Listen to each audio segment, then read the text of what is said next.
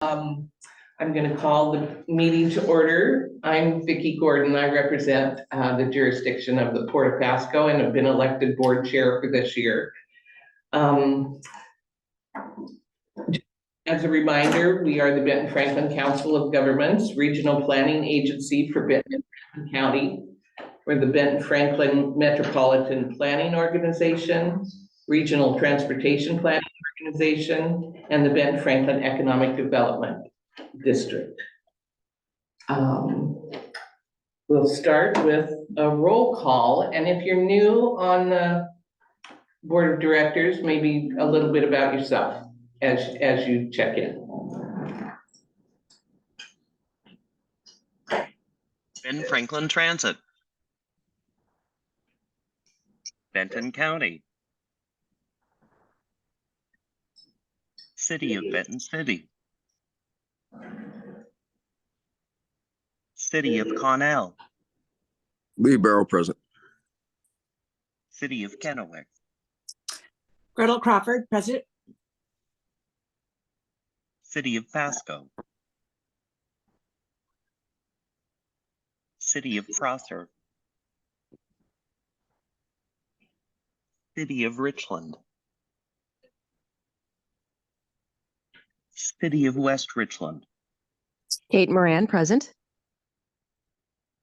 Franklin County, Clint Didier. Jason Valentine. Port of Benton, Roy Keck. Port of Kennewick, Yep, Novakovic. Port of Pasco, Vicki Gordon. City of Mesa,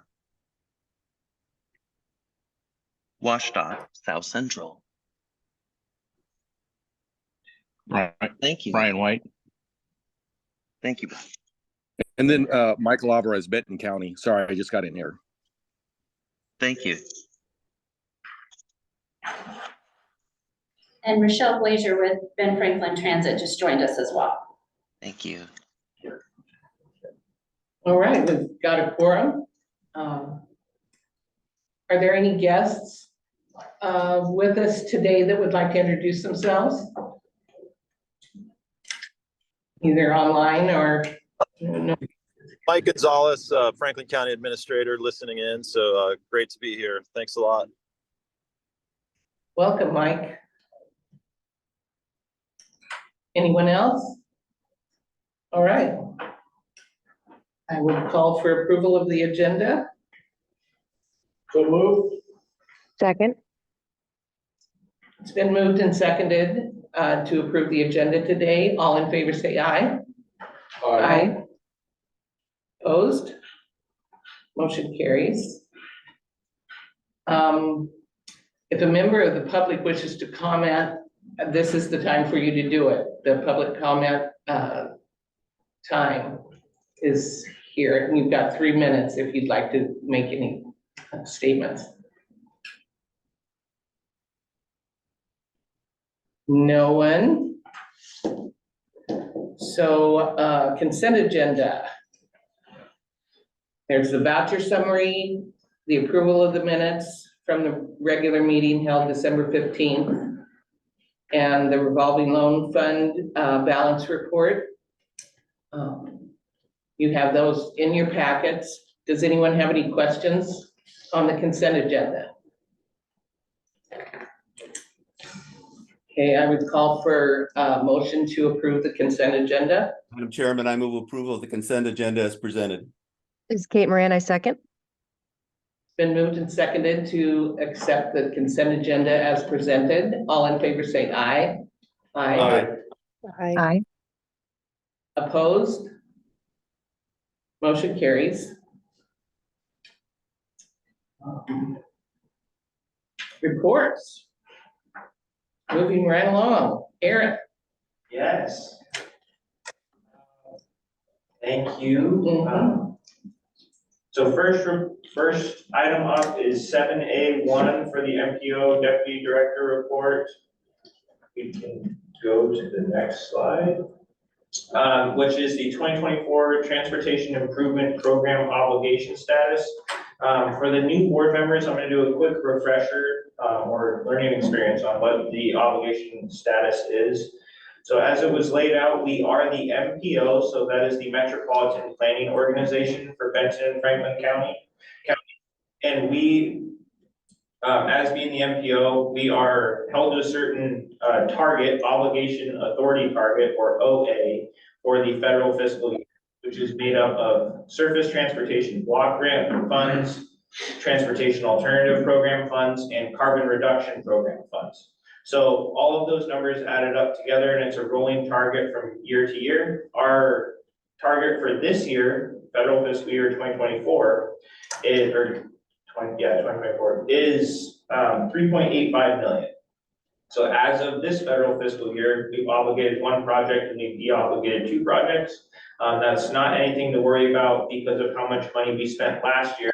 We used our target down from 5 million on average to now 3.85. So good job spending money, everybody.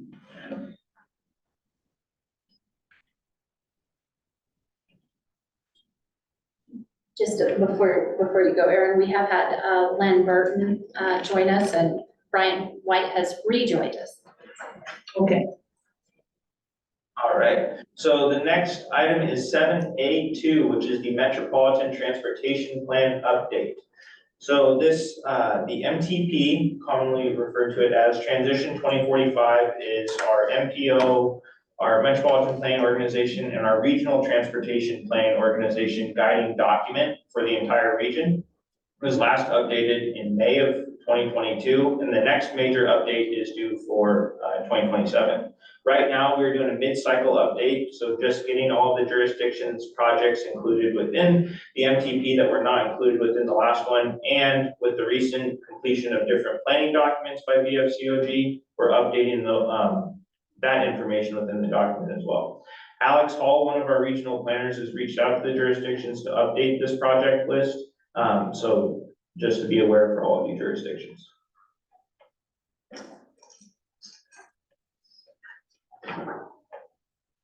No questions, we'll move on to 7A3, which is our Regional Safe Routes to School SRTS Action Plan Update. In early December, the Benton-Franklin Council of Governments was awarded $320,000 from the SS4A program, which is the Safe Streets for All. So we received that money to fund our Regional Safe Routes to School plan and our Comprehensive Safety Action Plan that is currently in development and will be pushed forward, or will be developed more after the completion of this plan. The Safe Routes to School survey was closed on December 22nd with 228 responses. And going forward, our next steps will be looking at the qualitative data from the survey and our interviews. And then we'll be plotting out and getting feedback from each one of the 115 schools within our 2-county area on finalizing our Safe Routes to School maps and working with the principals on that. Daisy Chandra has been in contact with each one of the school districts and getting the maps approved. So excellent work by the team. Are there any questions about the Safe Routes to School program? All right, last one for me on the MPO Deputy Director report is the 2024 Regional Traffic Count Program. So one of the flagship programs here at the Council of Governments is our Regional Traffic Count Program. This was completed in 2016, 2018, and then it was pushed back to 2021 due to COVID. The traffic counts are set to take place in the spring and fall. This is with an asterisk of weather permitting. We put out an RFP on December 22nd and it will close on January 22nd. The scoring committee, which will consist of staff members of the Council of Governments and the leadership team of the Council of Governments, will bring forth the highest scoring proposal to the TAC in February for recommendation of adoption. Tanner has worked with jurisdictions on changing, adding, and dropping traffic count locations throughout the region. That's been taking place over the past month as well. I can't find my hand. Let me see. I have a quick question. Oh, here we are.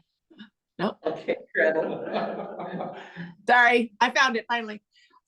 can we get a copy of that map of where those locations are? And it sounds like you're still developing it, but just for reference. Yeah, definitely. And on, within the packet, there is a link to each jurisdiction's traffic count locations if Oh, you I see wanted it. them right now.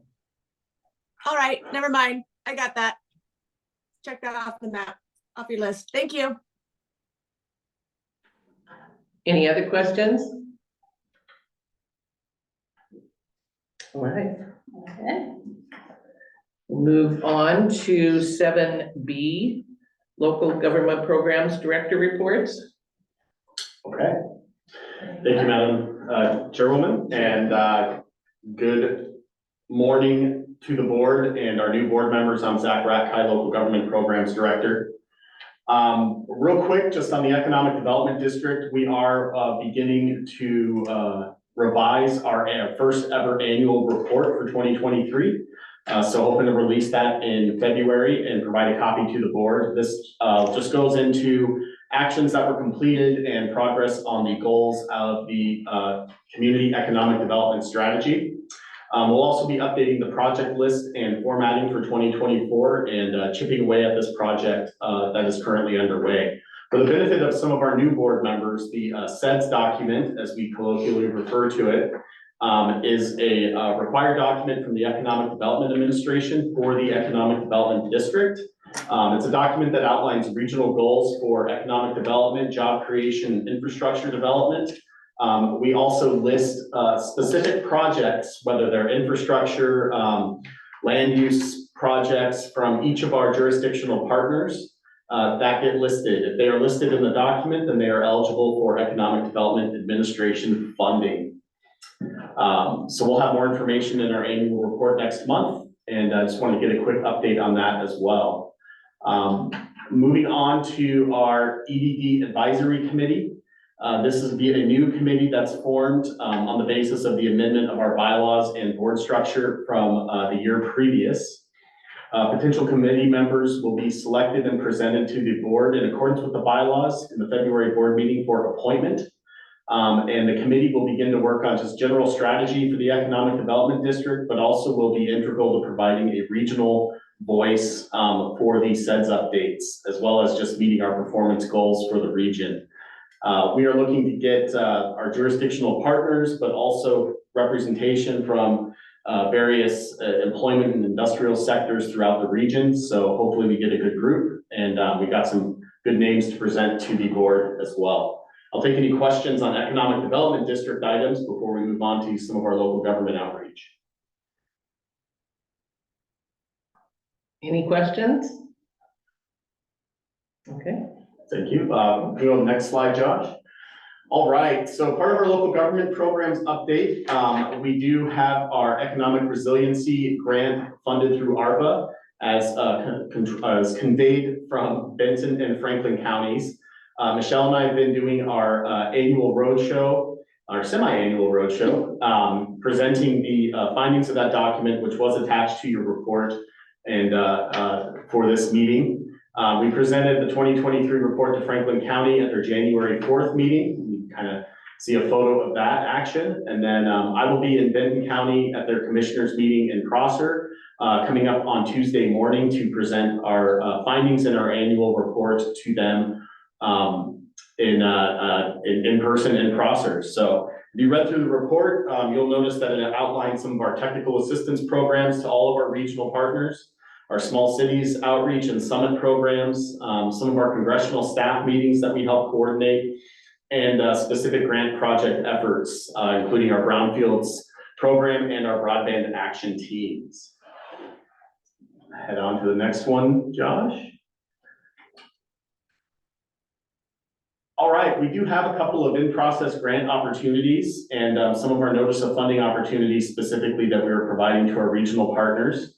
At the end of December, we received a grant possibility from the State Department of Commerce through their Sustaining Federal Funding Initiative program. This program was set up to bring a pot of state money to local jurisdictions to provide technical assistance, opportunities, a pool of matching funds that local jurisdictions could use to obtain additional federal grants, and money for economic studies if jurisdictions choose to do that.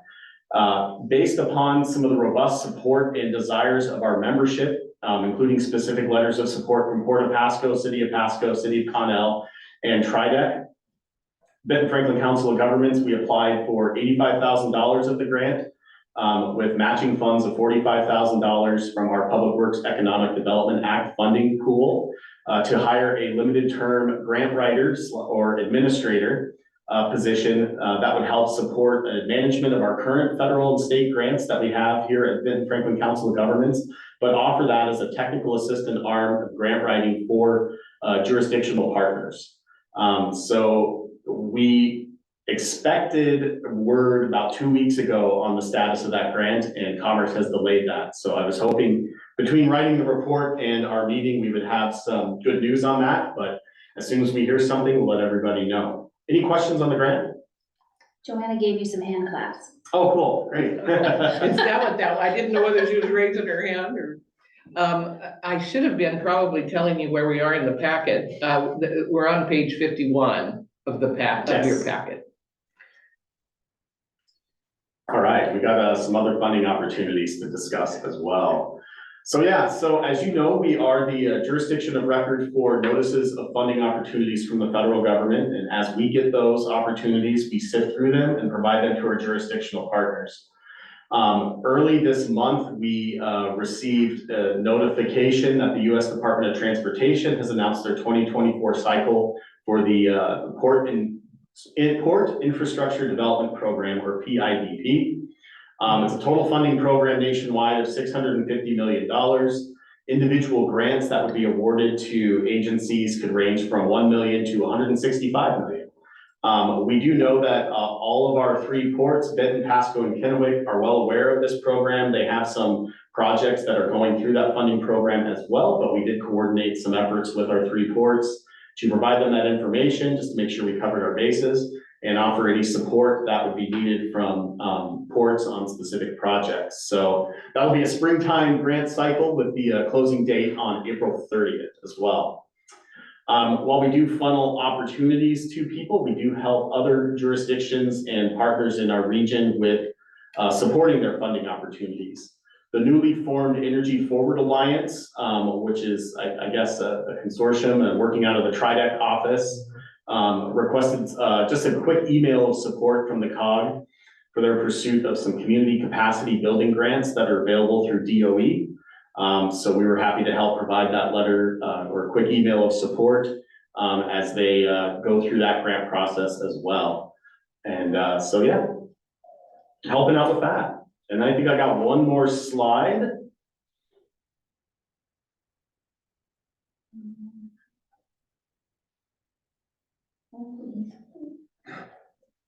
Advanced on one and not on the other. Oh. Come on.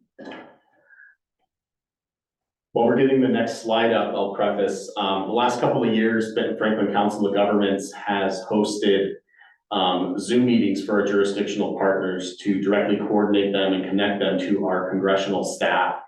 So these are the staff members and the regional chiefs of staff for Senators Cantwell and Murray, as well as Congressman Newhouse.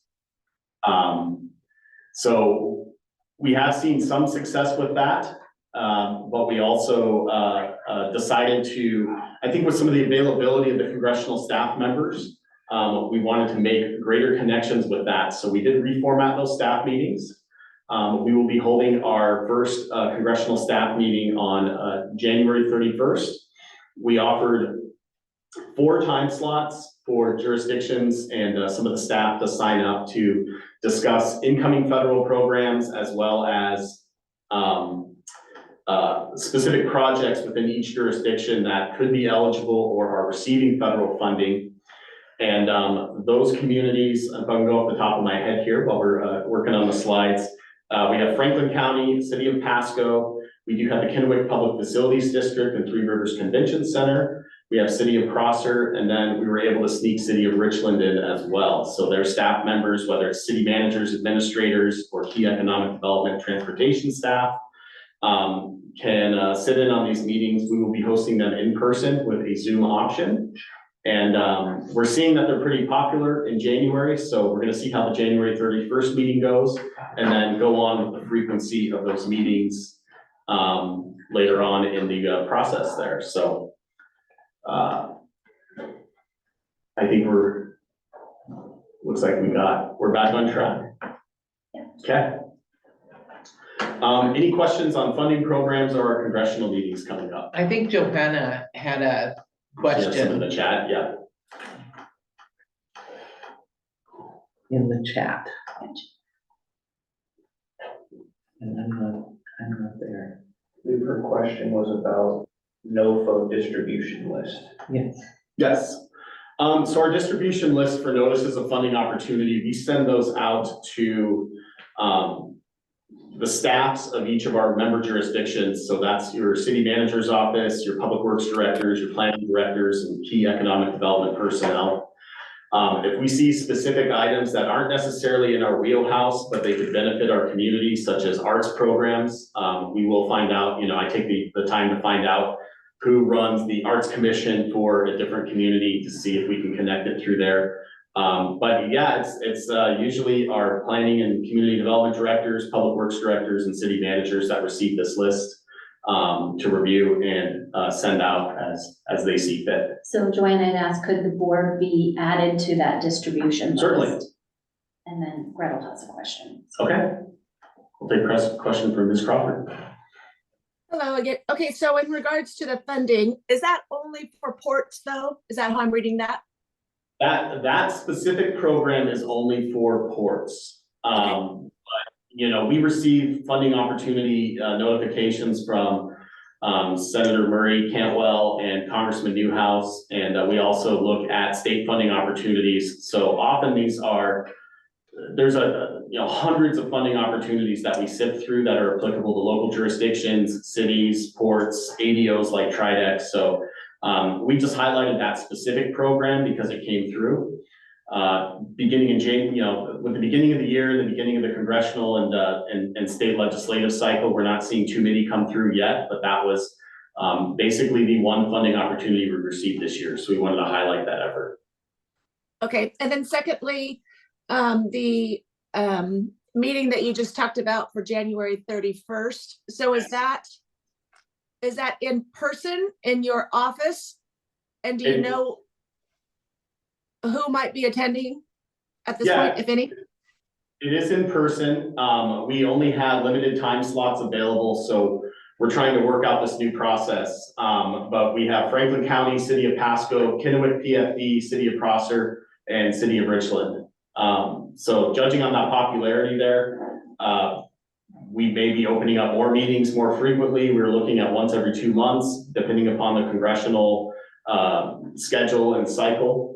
But if Kennewick's interested, have them reach out to me, and we'll find a spot for them at our next meeting. Okay, yeah, if you can reach out to us, that'd be great. Thank you. You bet. Okay, That concludes my report. thank you, Zach. Are there any other comments or questions for Zach? All right, we're gonna move on to the executive director report. Michelle? Okay. And this is this starts on page 53. Kate has her hand raised. Oh, Kate? Yes, sorry. I just was wondering, oh, there we go. Never mind. Just wanted to make sure we were going to be using the PowerPoint still. Thanks. Okay. We're just having a little technical difficulty here this morning. No worries. I understand. Okay, so for the executive director update, we will have several new COG board members. Our member jurisdictions have until February 15th to let us know once they've made any committee assignments or changes. And so for all board members, new and existing, a doodle poll will go out soon to schedule a new member orientation between our February and March board meetings so that we can give a full background on the COG and what we do and answer questions so that new board members can feel a little bit more prepared to come into some of these meetings and all the things that we talk about. So in the meantime, those of you that are new and while we're waiting to get the rest of our appointments, if you have questions, please do not hesitate to reach out. We are happy to help.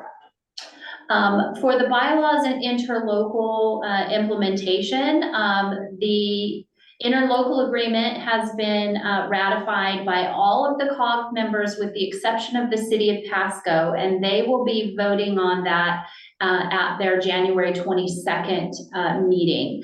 Because of the number of new council people that they had joining, they asked if I would come and give an update both about the COG and why there were changes for the interlocal agreement for everybody's benefit ahead of that vote. So I will be participating in their meeting on the 22nd for that purpose. So once we're done, we'll be able to get the fully executed packet back out to everyone's jurisdictions and the Secretary of State's office.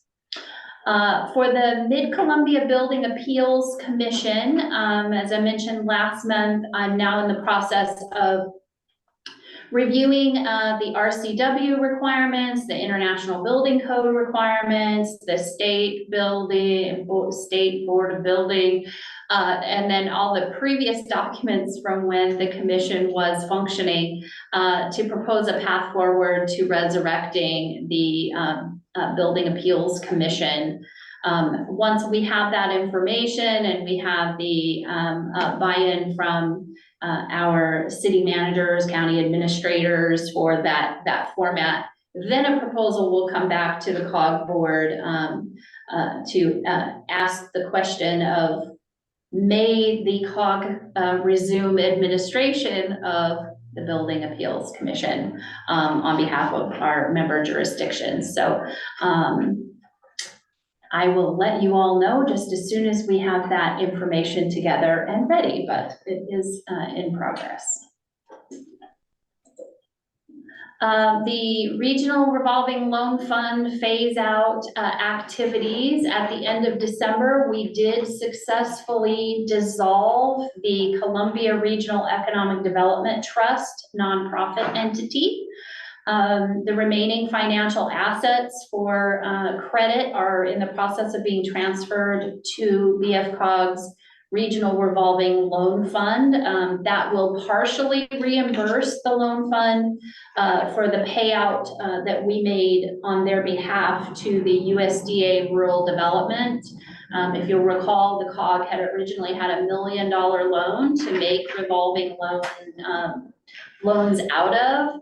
There was still a little over $150,000 outstanding on that loan, and credit was insolvent to repay that. So with unrestricted funds in our regional revolving loan fund account, we paid off that loan in order to allow the credit nonprofit to dissolve. So some of that has been reimbursed to us with what was left of their assets. Credit had one remaining revolving loan that has been legally reassigned to the COG, and the borrower has been notified of that. So at this stage, we have 3 active loans remaining under our revolving loan fund and 3 active loans under the CARES revolving loan fund. So we've got 6 loans that we're still administering. So at this point now, the effort shifts to determining the future of the CARES revolving loan fund. There are 3 potential options for that. One would be that the COG remains responsible for the CARES revolving loan fund, but then subcontracts administration of the loan issuance process to another organization. So the COG would still be responsible for the fund and the auditing and the reporting to EDA, but somebody else does the legwork on the loans. Another option would be that we identify another organization that's willing or able to meet the responsibilities to the EDA for running that loan fund and then transfer the loan fund to them. Again, there's some pretty hefty requirements and cost associated with that because it does require an annual federal single audit. So the cost of doing that audit for an entity that is not currently required to do one compared to any fees and interest that come back on the loans that are issued, it's definitely a losing sum game. So it would have to be just the right situation for that to be possible. And then the third option is that we just continue to administer the 3 active loans that we have until they've been paid in full. And then we return all of those loan funds back to the EDA for redistribution to someone else. So there's not an immediate driver for a decision on this. We have until the current loans are paid back to make a final determination. So during that time, we'll continue to look into other organizations that might be able to take that on, or the potential for another entity that could perhaps take over the issuance of loans. So we are in a research but wait and see phase now with this process. Any questions on that one? I know that was a lot. The report that you have on page 9 shows the loans in the revolving loan fund.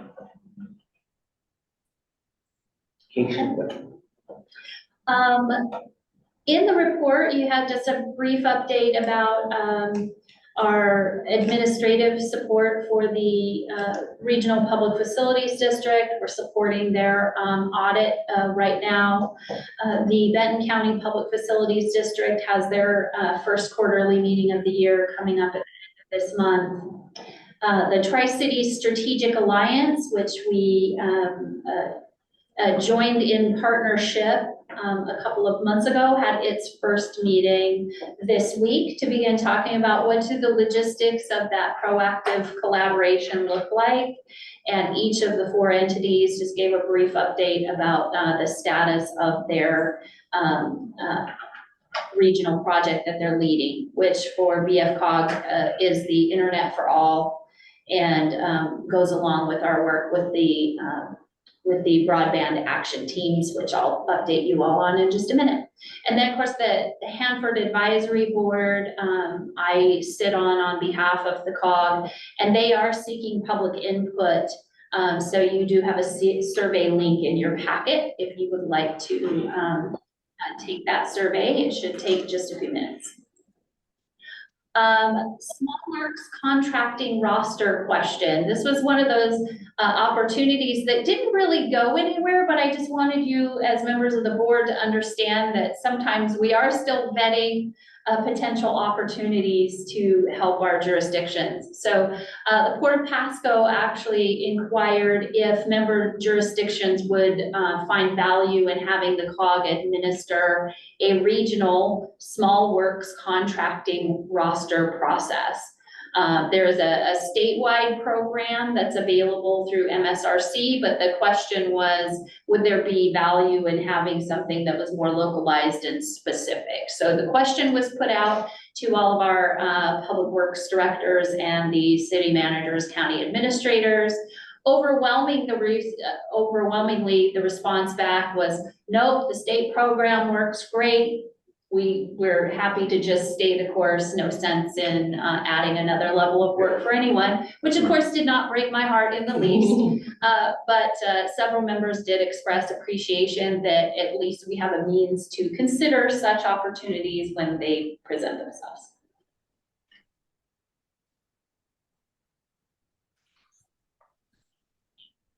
Okay. So on the Internet for All regional project and our work with the Benton-Franklin Broadband Action Team, I facilitated a planning discussion on the 9th of this month, proposed purpose statements for both the BAT as well as the two subcommittees that had started to gel, one for digital equity and one for infrastructure, were finalized by the participants. The committees have decided that they would like to hold monthly meetings and then have a full meeting of the broadband action team once a quarter. The infrastructure subcommittee currently is monitoring the broadband equity access and deployment grant funding process, anticipating first round applications to happen this fall. The state broadband office is determining what granting process they are going to have. Most immediately, there's going to be meetings to talk about a challenge process for communities in order to challenge whether they are considered unserved or underserved according to the standards to have access to those funds.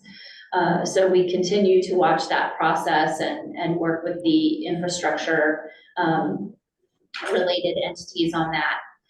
The digital equity subcommittee, their next action steps would be to survey the social service agencies from both counties to gather information on the availability of internet accessibility and education programs, the needs of those programs. We had identified over 200 social service agencies that might have a finger in the pie of internet accessibility and education. So there's definitely a lot of information gathering that committee would like to do to just find out how could there be partnering or opportunities to improve the overall digital equity in the region. Kate, you have a question? Yes, I'm wondering, the challenge process, is that at the local level with BFCOG, or is that at a higher level? The challenge process will actually be at the individual ISP or internet infrastructure owner level. So they are watching that closely, and part of what the committee is watching for is based on localized needs and how the state's process is going to determine eligibility for who could apply for funding and for what kinds of areas of need. Will there be the necessity for maybe partnering between an infrastructure owner and an internet service provider, for example, if a particular level of provider might not be eligible to apply? There's lots of detail in it, and honestly, I am more of the information gatherer and submitter. So any more technical questions, I defer those to the subject matter experts in that area, but they are working on it. They are hoping to access some of that $1.2 billion that the state received to extend infrastructure to the unserved and underserved communities. But I guess maybe I should reword the question.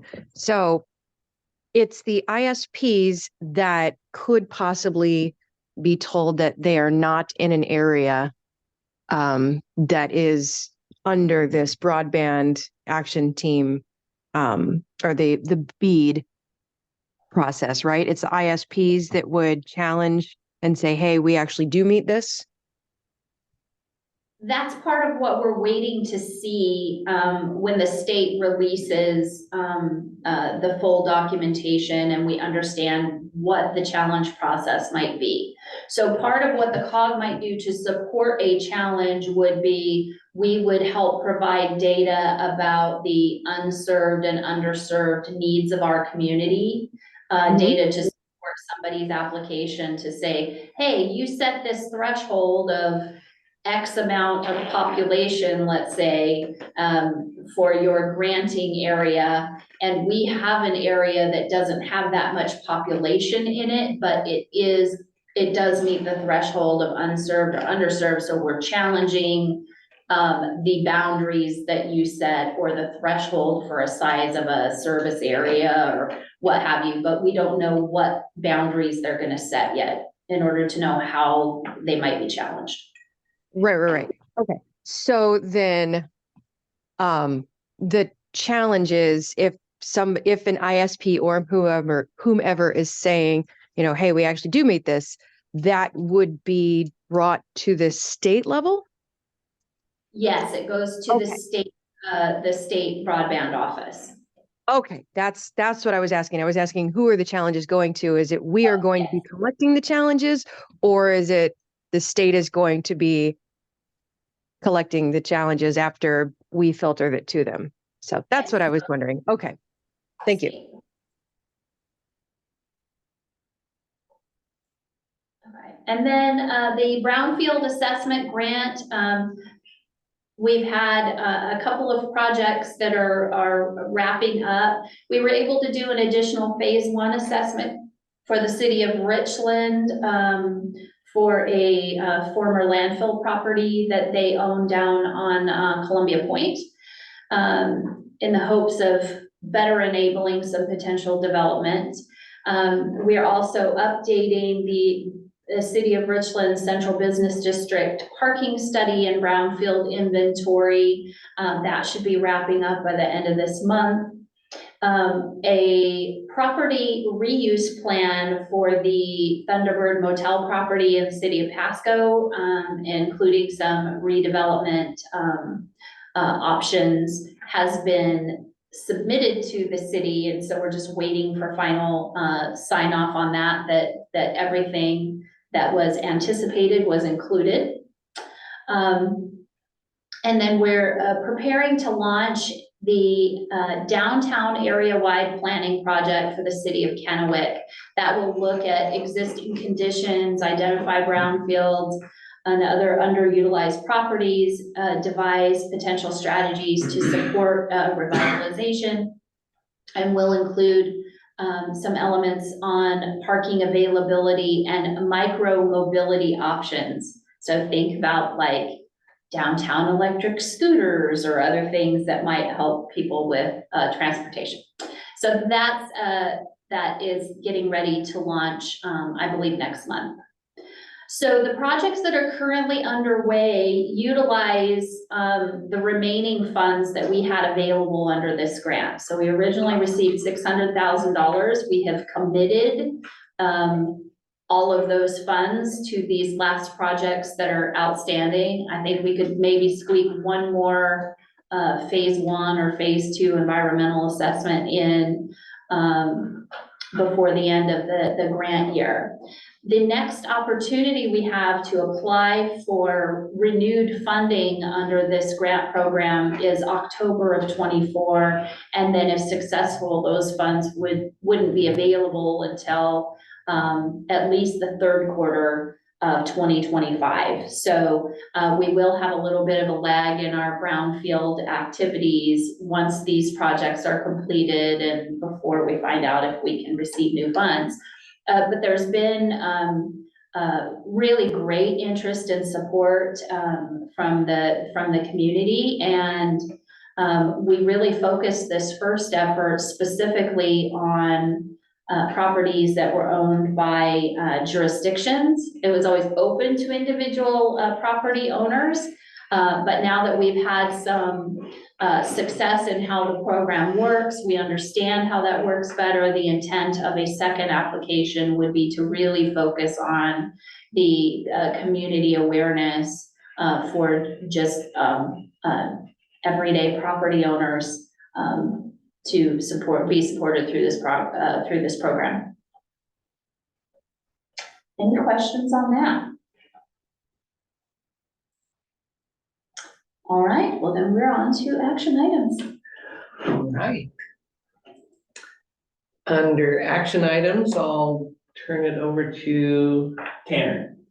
Ken. Hi, good morning, everyone. My name's Tanner Martin, and I'm a regional planner at BFCOG, for those that don't know me. And a little overview on this action item, the TIP amendments, also known as the Transportation Improvement Program. Every year we update this document that shows the secured funded projects through federal, state, and regionally significant funds. And it lists all the projects from 2024 to 2027. And as the statewide transportation improvement program was approved yesterday, we can now add new projects that are going to be included in the document. So on the next slide, it shows those projects that are being included for the TIP amendments. And yeah, for the action item, we are requesting approval to add these. All right, these lists are in your packet as well on page 62, 63. With a proposed motion. Do I have a motion to accept the Looks like 2020? Kate has her hand up. Okay, Kate's got a question. Kate? Oh, I was actually going to make the motion. Oh, good. Yes, I move to approve the 2024 through 2027 TIP amendment, Benton-Franklin Council of Governments Amendment 24-Jan. I'll second. Thank you, Roy. It's been moved and seconded to approve the 2024-2027 TIP amendments. BFCOG Amendment 24-Jan. All in favor, say aye. Aye. Aye. Aye. Anyone opposed? Motion carries. All right. We're on new business. Is there any new business to bring before the board? Anybody? Wow. No new business. All right. Any comments or announcements?